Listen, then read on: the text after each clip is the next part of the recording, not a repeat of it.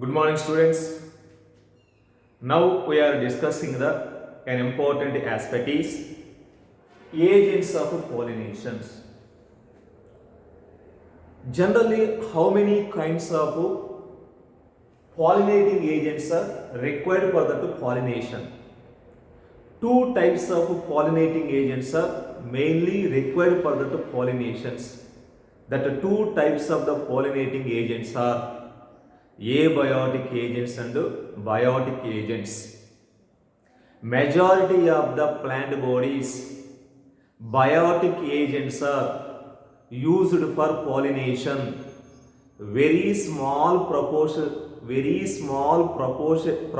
of the plants use abiotic agents for pollination. Pollen grains coming and contact with the stigma is a chance factor in both wind and water pollination. To compensate for these uncertainties and associated with the loss of pollen grains, the flowers are produce large number of the pollen grains when compared to number of ovules available in pollination. You know that in both wind and water pollination, large number of the pollen grains are released from the anther, but all pollen grains are not reach to stigma of the flower.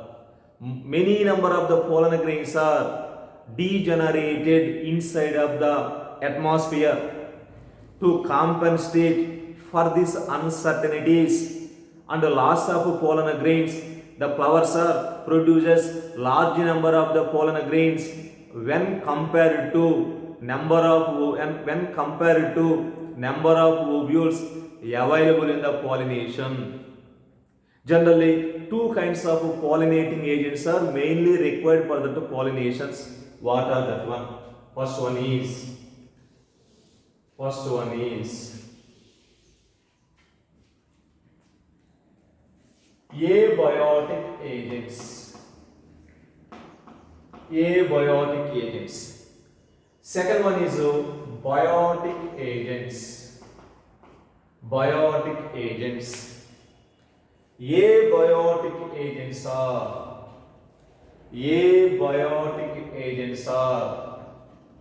wind and water. Abiotic agents are wind and water.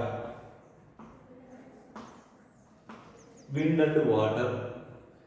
Biotic agents are especially animals. Biotic agents are especially animals. Here different kinds of animals are required for that pollination purpose. Here now we are discussing here both the abiotic agents and biotic agents. Here the pollination takes place by A. The pollination takes place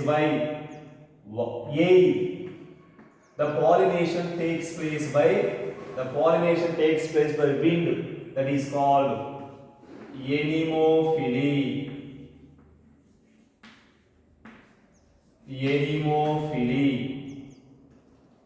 The pollination takes place by water, that is called hydrophily. Pollination takes place by animals, that is called zoophily.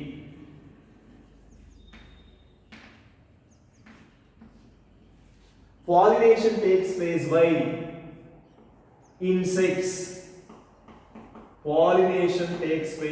insects. That is called entomophily.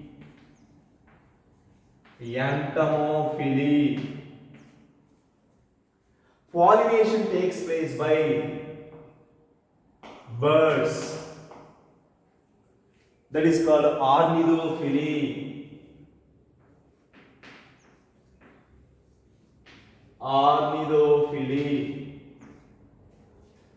Pollination takes place by bats.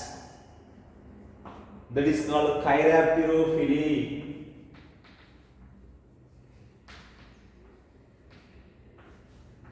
Chirapterophily.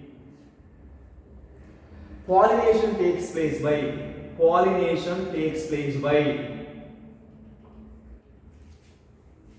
pollination takes place by snails and slugs. Snails and slugs. This is called malacophily.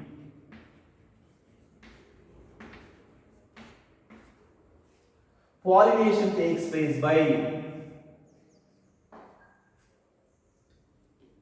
ants. Pollination takes place by ants. This is called myrmecophily.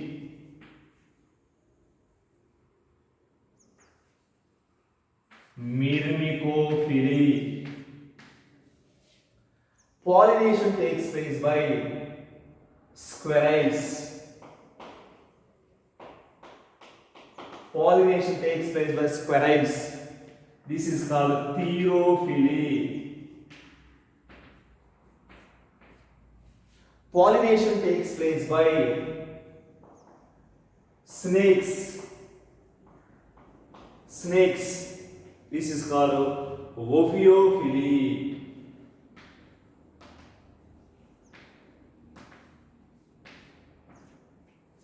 Here, these are two kinds of pollinating agents.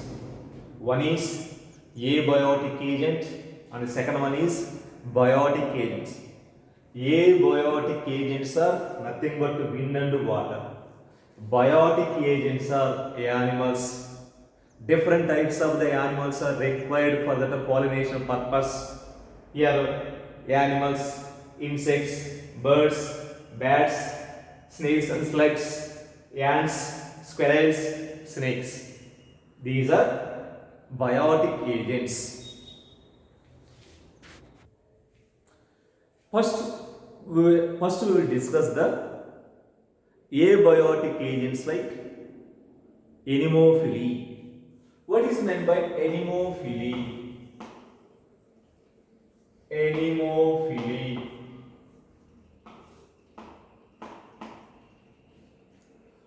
Pollination takes place by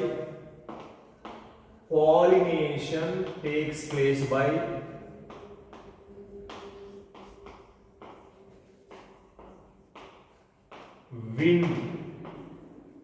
Pollination takes place by wind is called anemophily. The type of the flowers are called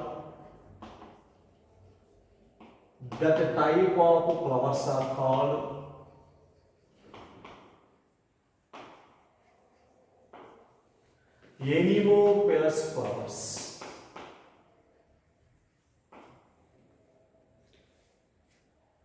Here, wind pollination is a common amongst two biotic agents. Wind pollination is a common amongst two abiotic agents.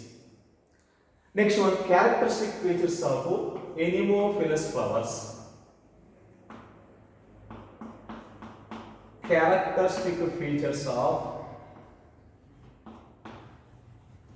anemophilous flowers.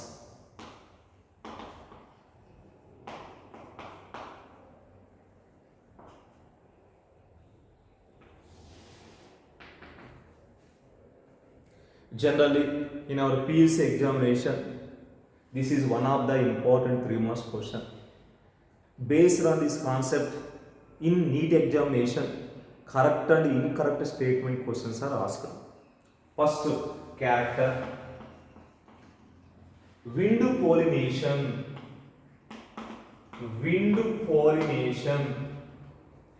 requires the pollen grains are light in weight.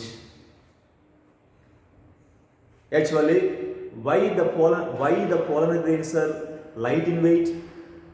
Due to the presence of very light weight, that pollen grains are easily transported by the wind.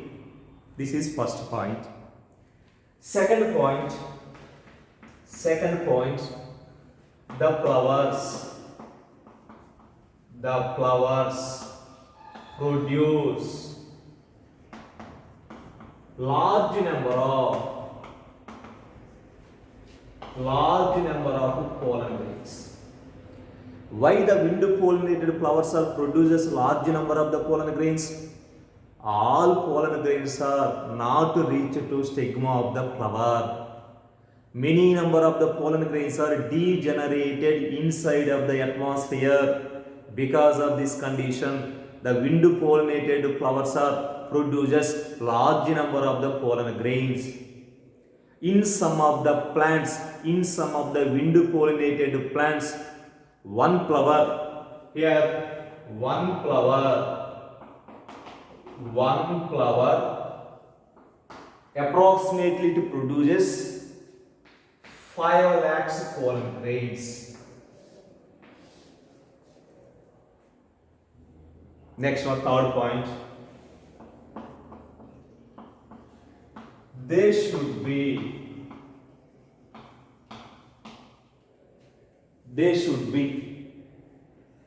non-sticky and powdery so that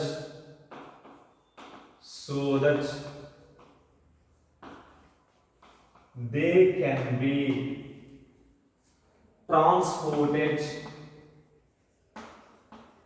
transported easily by the wind currents.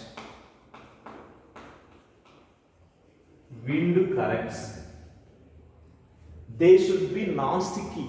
Non-sticky means, here sticky means jelly-like substance is present. If you touch the jelly-like substance, that jelly is attached to your finger. But here this is non-sticky. Jelly-like substance is absent. That's why they should be non-sticky, powdery, so that they can be transported easily by wind current. Wind means nothing but air. This is the third point. Fourth point, they often possess well exposed to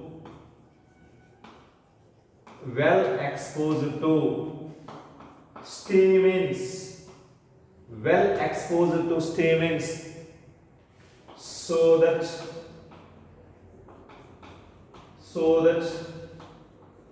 the pollen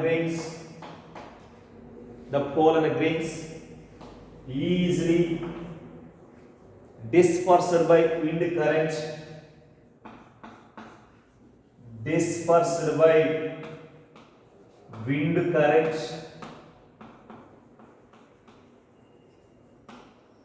This one, they often possess exposed to stamens, well exposed to stamens.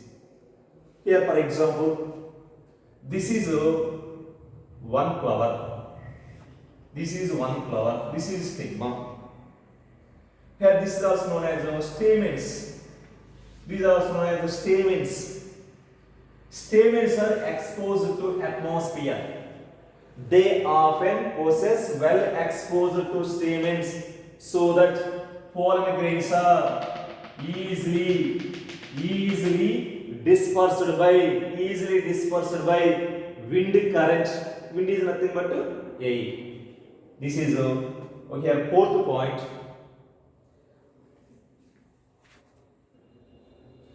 Fifth point, the flowers must have feathery stigma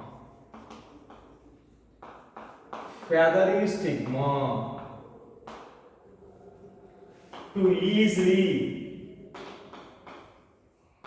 catch to easily catch airborne pollen grains. Airborne pollen grains. The flowers must have feathery stigma. What is meant by feathery? Feathery means lightweight. The stigma is bend easily. The wind is float towards the stigma. The stigma is easily bent. That is nothing but a feathery stigma. Feathery means very lightweight. Feathery stigma. That's why to easily catch the airborne pollen grains. Many number of the pollen grains are easily transported through the wind. That pollen grains are easily catched by the feathery stigma. That's why this is called fifth point. Next one, sixth point. The wind pollinated flowers often have single ovule in each ovary, so that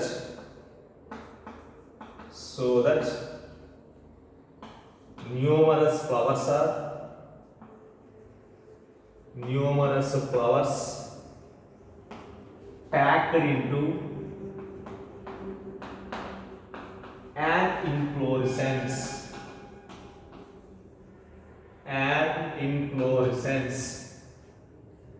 If you see in grasses plants, single ovule present in each ovary. Very minute flowers are present. Very minute flowers are present. You can't clearly observe the type of the flowers or how to identify that flowers. Maximum in that wind pollinated plants, if you clearly observe the only inflorescence, how to develop the inflorescence? For example, here this is one inflorescence region. The flowers are always developed from only inflorescence region. See this one? This is one small flower.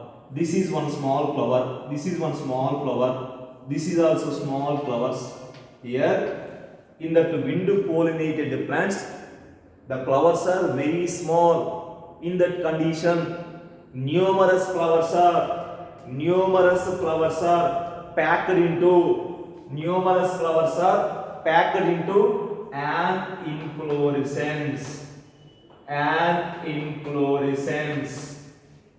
This type of the characters are only seen in wind pollinated plants. Next point. A familiar example is corn crab.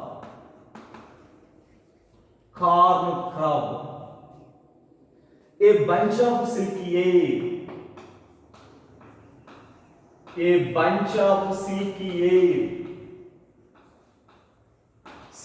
air. But stigma on the style, which is in wind,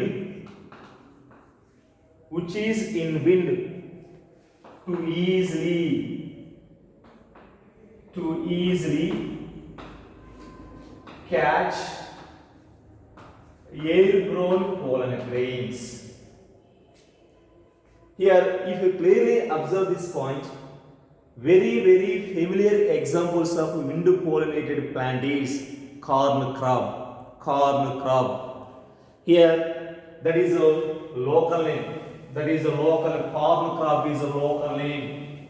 For example, if you see in one corn crab plant, the scientific name of the corn crab is ಮೇಜ್ in ಕನ್ನಡದಲ್ಲಿ ಮೆಕ್ಕೆಜೋಳೆ. This is a maize plant. Corn crab scientific name is maize. if you see in one maize plant, if you see in one maize plant, this is a one inflorescence, this is a one inflorescence, otherwise this is a one inflorescence. See this one here, this is also known as silky aids. This is also known as silky aids. Silky aids. A bunch of silky aids. Bunch of silky aids. This is also known as a stigma. This is also known as a stigma. This is the style. This is the style. This is the stigma. Here, a bunch of silky air, but stigma on the style which is in wind. If you clearly observe the maize plant, the stigma on the styles are freely floating in the air, freely floating in the air. That stigma, it catch the air-borne pollen grains, air-borne pollen grains. In that maize plant, non-essential organs like sepals and petals are absent. If sepals and petals are present, that sepals and petals are present in the form of reduced condition. Here, for example, here this is a sepal, this is a petal, this is a sepal, this is a petal, this is a petal. Sepals and petals are nothing but non-essential organ, non-essential organs. Generally, here this is one flower, this is one flower, this is one flower, this is one flower. This is totally one inflorescence. This is totally one inflorescence. Sepals and petals are developed below the flower, not below the inflorescence. For understanding purpose, now I am draw the sepals and petals at the inflorescence region, but the sepals and petals are not developed on the inflorescence region. For example, now I am show the one flower diagram. See this one. This is one flower. This is a one flower.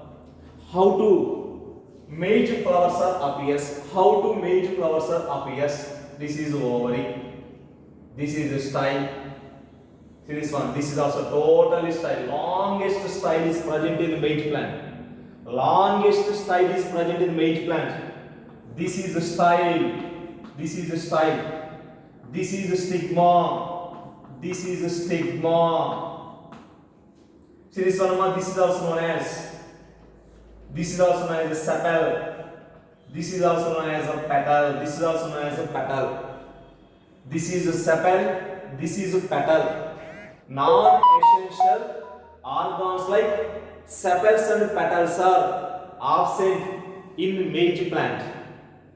In case sepals and petals are present, that sepals and petals are present in the form of reduced condition. This is also one of the important point regarding to maize plant. Next point, the flowers are colorless, odorless, nectarless. The flowers are colorless, odorless, nectarless. One more point.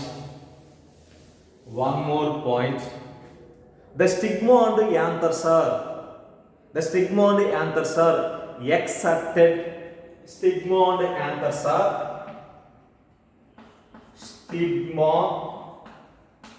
and anthers are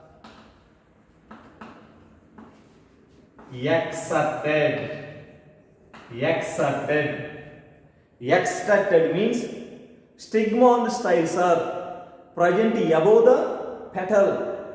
In some of the plants, stigma on the anthers are below the petal. In some of the plants, stigma on the anthers are above the petal. If stigma on the anthers are present above the petal, that is called excerpted. And the anthers are versatile. Anthers are versatile. What is meant by versatile? For example, this is one pollen grain, this is one pollen grain. Here this is also known as filament. This is a filament, this is a filament, this is the anther, this is the anther. Versatile means, for example, this is a filament, this is anther. The anther move forward direction and backward direction. The anther move any direction. That is called versatile. Actually, in maize plant, the anthers are versatile. Final point. Large number of the pollen grains are released into air. It appears as yellow clouds. You know that clouds. Many number of the pollen grains are released into air. It appears as yellow clouds of winged pollen grains. Yellow clouds of, for example, this is a one pollen grain. These are nothing but winged pollen grains. Winged pollen grains. Here, that's why it is also known as sulfur clouds. It is also known as sulfur clouds, and it occurs only during the spring season. And finally, the common examples of wind pollination is. Common examples of wind pollination is. Wind pollination is commonly present in grasses plants. Commonly present in grasses plants, and that is also known as maize, rice, wheat, sugarcane, bamboo, papaya, mulberry. These are totally wind pollinated plants. These are totally wind pollinated plants. This is about that Anemophilous characters. Okay, thank you all of you.